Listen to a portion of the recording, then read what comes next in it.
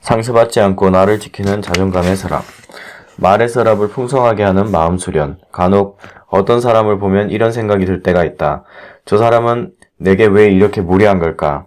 도대체 왜 그렇게 큰 소리로 말하는 걸까? 자신이 어떻게 말하고 행동하는지 잘 모른 채 타인에게 고통을 주는 사람들이 있다. 그들은 분명 우리에게 피해를 준다. 그런데 분명히 짚고 넘어가야 할 게 하나 있다. 그런 사람이 한둘이 아니라면, 주변에 당신에게 화를 내는 사람, 크게 소리를 지르는 사람이 유난히 많다면 그들이 아닌 자기 자신을 돌아봐야 한다.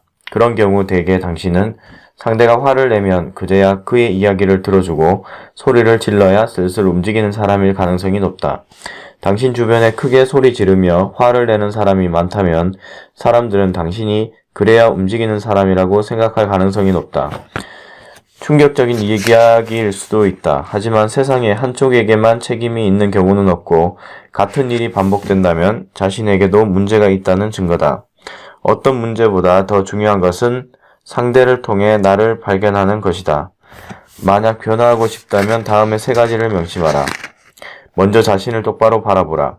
나를 잘 아는 사람만이 나를 변화시킬 수 있다. 상대가 평소처럼 내게 소리를 지르고 분노하고 있다면 그 상황에서 벗어나 자신의 현재를 돌아보라.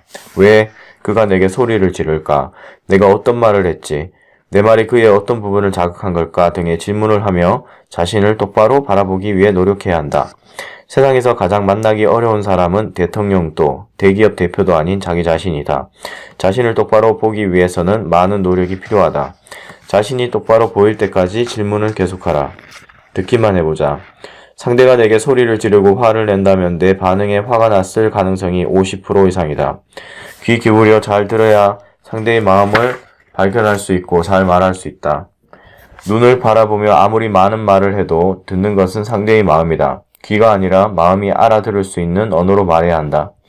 스스로 생각하기에도 심하다 싶을 정도로 듣기만 해보자. 단, 둘이서만 있는 경우 듣기만 하면 상대가 자신을 무시한다고 생각할 수도 있으므로 가급적 3명 이상이 모인 자리에서 시도해보자. 참고 듣고 견디면 그간 보이지 않았던 상대의 마음이 조금씩 보이기 시작할 것이다. 바꾼 말과 행동을 일주일만 유지하자. 상대의 마음이 보이면 이제는 마음을 향해 이야기하면 된다. 이때 당신은 매우 놀라운 경험을 하게 될 것이다. 세상에는 변하지 않는 진리가 하나 있는데 나의 반응이 바뀌면 나를 향한 상대의 말과 행동도 바뀐다는 사실이다.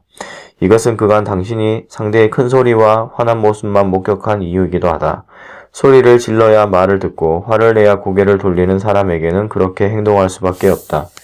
이제 당신은 달라진 상대의 말과 행동을 목격하게 될 것이다. 당신이 그의 마음을 향해 상냥하게 말하는 것처럼 상대도 당신에게 부드럽게 말하고 화도 내지 않을 것이다. 다만 버릇은 쉽게 고치기 어렵다. 자신을 바라보며 상대의 말을 더 많이 듣겠다는 그 원칙을 일주일만 지켜보자. 일주일 후에는 마음대로 해도 괜찮다. 그 이유는 간단하다. 일주일 후 변화를 경험하며 스스로 평생 이렇게 살아야겠다는 다짐을 하게 될 테니까.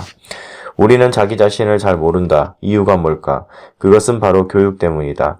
어릴 때부터 우리가 가장 자주 풀었던 문제는 타인의 의도를 파악하는 것이었다. 출제자의 의도를 파악하고 작가의 의도를 파악하는 문제가 대부분이었다. 작가의 글을 읽은 후 내면의 변화와 생각을 정리하는 게 가장 중요하지만 세상은 자꾸만 남의 생각을 먼저 알아보라고 강요했다. 그래서 우리는 아무리 많이 배워도 자신의 마음을 파악하는 일에 늘 서툴다. 나를 모르는 상태에서 타인을 제어하려고 하기 때문이다. 대화도 마찬가지다. 우선 나를 알아야 한다. 자신을 바라보라. 세상이 다시 보일 것이다.